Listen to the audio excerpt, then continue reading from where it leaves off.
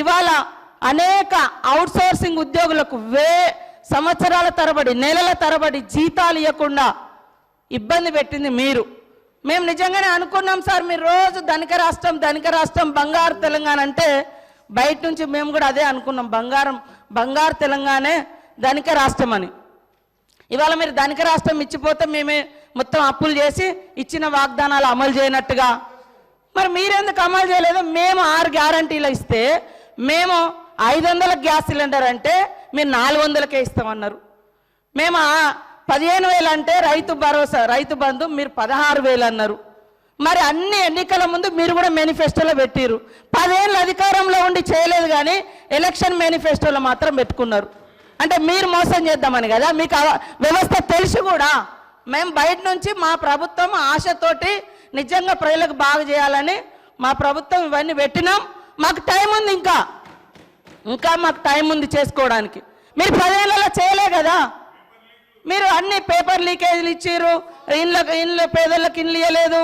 మీరు పెన్షన్ కూడా 57 సంవత్సరాలకే ఇస్తానని మీరు గతంలో 2014 నుంచి 18 వరకు అధికారంలో ఉన్నారు. 18లో మేనిఫెస్టోలో పెట్టారు. ఎప్పుడు ఇచ్చారు? 3.5 ఏళ్ళ తర్వాత పెట్టారు. అదేవిధంగా 2000 పెన్షన్ కూడా ఎప్పుడు పెంచారు? మీరు అధికారంలోకి వచ్చినాక 6 నెలల తర్వాత పెంచారు. కాబట్టి ఇవన్నీ కూడా ఉన్నాయి. మేము అనుకున్నాం నిజంగా అద్భుతంగా ధనిక రాష్ట్రం ఉంది, రైతులకు ప్రజలకు అన్ని ఇద్దామని. కానీ 6 నెలలు సాధ్యం కాలేదు. కొన్ని మీరు రైతు రుణమాఫీ అని చెప్పి 8-10 ఏళ్ళు చేసిరు, అనేక విడతలుగా చేసిరు. మేము ఒక్కొక్కటి చేస్తున్నాం, ప్రజలు సంతృప్తిగా ఉన్నారు. కానీ బాధ అంతా మీకే కనబడుతుంది, 3 నెలల ఎలక్షన్ కోడ్కే పోయింది సార్, అది కూడా తెలుసు. కానీ పదే ఇవ్వలేదు. ఇవ్వకుండా మాకు ప్రజలు బుద్ధి చెప్పేటప్పుడు చెప్తారు. ఖచ్చితంగా ఇచ్చిన మాటకు మేము కట్టుబడి ఉంటాం. కొద్దిగా ఓపికతో ఉండండి. మీరు కూడా చాలా చేయలేదు, కానీ మేము చేస్తాం. సార్, మంత్రులు ఇట్లా డిస్టర్బ్ చేస్తే అధ్యక్ష ఓపికతో ఉండమంటున్నారు. ఓపిక ఉండాల్సింది మంత్రులకు, ట్రెజరీ బెంచెస్కి, మాకు కాదు అధ్యక్ష. ప్రజల తరపున అడగడమే మా ధర్మం. 100 రోజుల్లో చేస్తామని హామీలు ఎవరు ఇవ్వమన్నారు? 100 రోజుల గడువు ఎవరు పెట్టమన్నారు? మేము అడిగినామా, ప్రజలు అడిగినరా?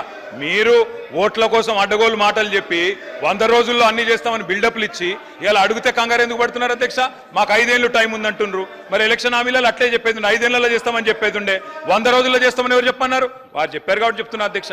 వారు అన్నారు ఆసరా పెన్షన్లు. అవును అధ్యక్ష, మీరు మాకు 200 రూపాయల పెన్షన్తో అప్పచెప్పిపోతే 2014లో 10 రెట్లు పెంచి 2,000 చేసింది కేసీఆర్. ఆడపిల్లలకు పెళ్లిలకు మీరు ఒక్క పైసన్నది ఇయ్యలే, 1,116 ఇచ్చింది కేసీఆర్. రైతులకు మీరు ఎన్నడూ ఒక్క పైస ఇయ్యలే. రైతులకు పెట్టుబడి భారతదేశంలో స్వాతంత్రం వచ్చిన తర్వాత మొట్టమొదటిసారి 72,000 కోట్ల రూపాయలు ఇచ్చింది కేసీఆర్.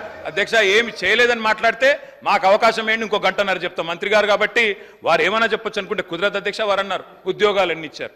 అధ్యక్ష, నేను మంత్రి గారికి చెప్తా ఉన్నాయి, నేను వారికి పంపిస్తాను. నాకు తెలుసు మీరు అడుగుతారని. మా ప్రభుత్వం ఉన్నప్పుడు అధ్యక్ష 2,32,000 ఉద్యోగాలకు మేము నోటిఫికేషన్లు ఇచ్చాము. 1,60,083 ఉద్యోగాలు భర్తీ చేసినాము. ఇంకొక 40,000 ఉద్యోగాలు ఈ రోజు మీరేవైతే కాగితాలు ఇచ్చి ఫంక్షన్లు చేసుకుంటున్నారో అవన్నీ గత ప్రభుత్వంలో ఇచ్చినాయే, మీరు ఇచ్చినాయి కాదు.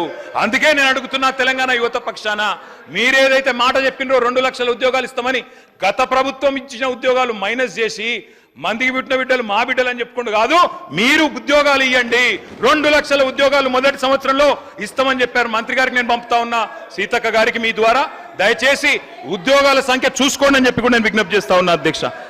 నేను ఇంకొక మాట కూడా చెప్తా ఉన్నా అధ్యక్ష. చిరుద్యోగుల గురించి వారు మాట్లాడారు అధ్యక్ష. కాంట్రాక్ట్ అవుట్సోర్సింగ్ ఉద్యోగులకి ప్రభుత్వ ఉద్యోగులతో సరి సమానంగా పీఆర్సీ ఇచ్చిన మొట్టమొదటి ప్రభుత్వం కేసీఆర్ ప్రభుత్వం అధ్యక్ష.